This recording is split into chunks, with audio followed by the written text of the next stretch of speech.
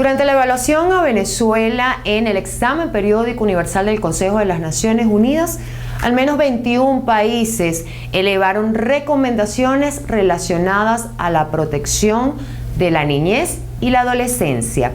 Este es el tema que vamos a tratar hoy en nuestro espacio Cara a Cara, y para eso traemos como invitado a Carlos Trapani. Carlos, gracias por acompañarnos el día de hoy. Un gusto acompañarte. Carlos es coordinador general de SECODAP, que es una organización que desde 1984 promueve y defiende los derechos de la niñez y la adolescencia. En este particular, o en este caso de esta evaluación, la tercera evaluación que se le hace a Venezuela, vi o notamos que hubo como que más pronunciamientos de países relacionados al tema de la niñez. Carlos, ¿qué es lo que está pasando en nuestro país con los niños? Fíjate, el examen periódico universal es una evaluación que se le hace a todos los países que conforman Naciones Unidas. Es un procedimiento rutinario, es una evaluación entre estados. Y al ser una evaluación en el marco de Naciones Unidas, se analizan todos los derechos consagrados en la Declaración Universal de Derechos Humanos. Históricamente, los niños han sido los actores sociales más invisibilizados en los procesos de Naciones Unidas. El hecho de que 21 países hayan hecho mención sobre las problemáticas que afectan a los niños, creo que es una señal de reconocimiento de los problemas que están afectando a los niños. Si comparamos el ciclo anterior, hubo 17 recomendaciones, aquí hubo 21 participación, entonces implica que los problemas de la infancia tienen relevancia y llaman la atención a la comunidad internacional. Pero precisamente, ¿qué es lo que está pasando en nuestro país hoy en día con los niños? ¿Cuál es el tema que más preocupa? ¿La trata de niños? ¿La violencia familiar?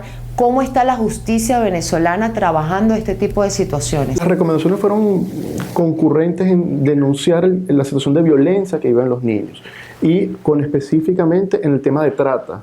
Hablaron de la debilidad del sistema de protección, hablaron de los niños con discapacidad, hablaron de las dificultades que tiene la población migrante, específicamente mujeres, madres y sus niños, hablaron sobre procedimientos de justicia, acceso a la justicia, tribunales de protección, y hablaron sobre ejecuciones extrajudiciales, ¿no? Ese es como el abanico de violencia. Y en el tema de pandemia hicieron menciones sobre fortalecimiento del sistema de salud y fortalecimiento del sistema educativo. Han sido como las principales preocupaciones que recoge las recomendaciones y los aportes de los países en el marco del EPU. ¿Cuáles son los casos que maneja SECODAP en cuanto a violencia familiar?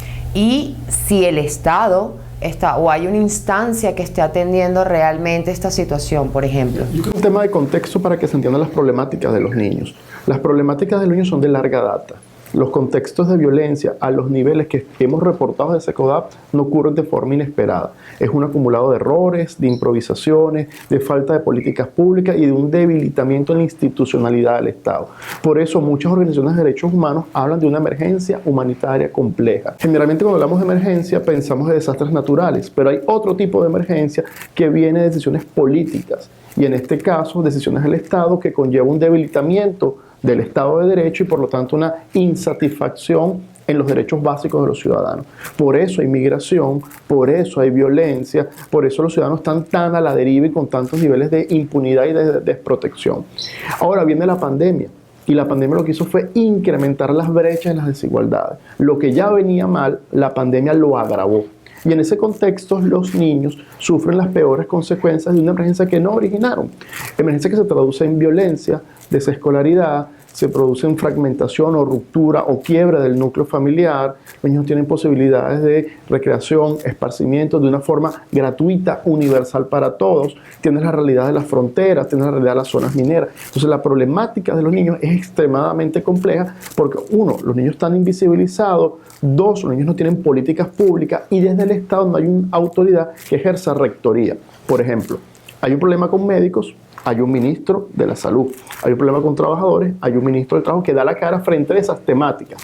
Cuando hay problemas con los niños, no identificamos ninguna autoridad que pueda decir a los niños hay que protegerlos, a los niños hay que defenderlos, a los niños hay que invertir recursos públicos. Entonces, por eso el nivel de desatención en que se encuentra la infancia. O sea, nuestros niños en Venezuela están desamparados, Carlos. Tenemos una ley profundamente garantista de derechos. Fue un sueño que en el año 98 se aprueba, entra en vigencia en el año 2000 y se establecieron metas, obligaciones, compromisos, espacios de participación, pero se falló estrepitosamente en la implementación. Hay una brecha enorme entre lo que dice una norma y la realidad cotidiana que viven muchos niños. La norma habla de un sistema de salud de calidad para el tratamiento, prevención, rehabilitación de la salud, y tenemos, por ejemplo, el programa de trasplante cerrado hace más de 4 años.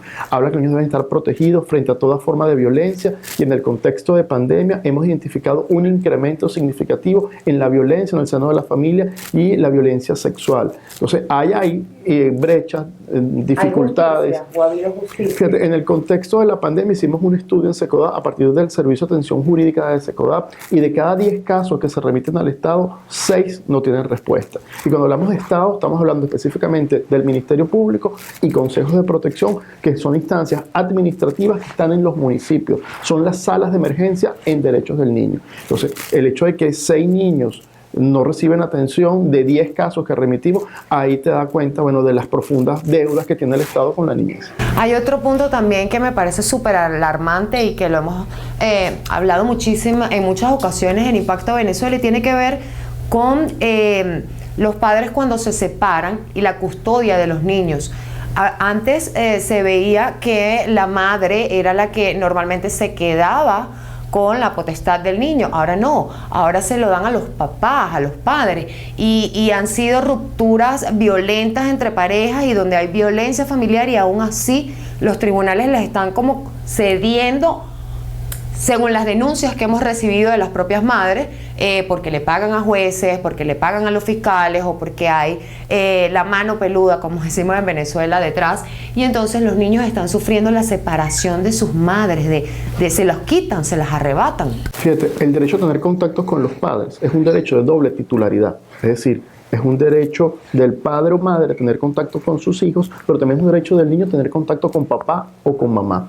Y el Estado surge como ese ente regulador de las tensiones y las diferencias en la familia, que es lo que se ha denunciado recurrentemente, que los tribunales de protección, violando el debido proceso, violando las pruebas, violando el Estado de Derecho, bueno, hacen asignaciones en custodia o responsabilidad de crianza a papá o mamá, rompiendo las formalidades que establece la ley y generando daño. Hay organizaciones, madres que han denunciado públicamente que estos procedimientos express, donde media la corrupción, donde media el pago, han llevado a que papá o mamá, afecta a ambos, pierda contacto con sus hijos. Incluso hemos tenido conocimiento de casos donde a través de permisos de viaje o autorizaciones de viaje, los niños salen del país sin el consentimiento del otro padre. ¿Eso qué te refleja? Una profunda debilidad institucional. Entonces pareciera que el impulso procesal, que es competencia del juez, depende de la capacidad de pago que tenga algunas de las partes en un proceso. Evidentemente eso representa una violación a los derechos de los niños y en definitiva deja al niño en un estado de profunda indefensión. Carlos, muchísimas gracias por acompañarnos el día de hoy en su espacio Cara a Cara, una ventana sin censura para todos los venezolanos, no solo dentro de nuestro país, sino también los que están fuera. Nuestras redes sociales disponibles para todos ustedes, @ImpactoVE, nuestra plataforma web también, www.impactovenezuela.com, y por supuesto, no olviden suscribirse a nuestro canal de YouTube y darle clic a la campanita de notificaciones para que siempre estén al día con todo nuestro contenido. Yo soy Mildred Manrique, nos vemos en una próxima entrega.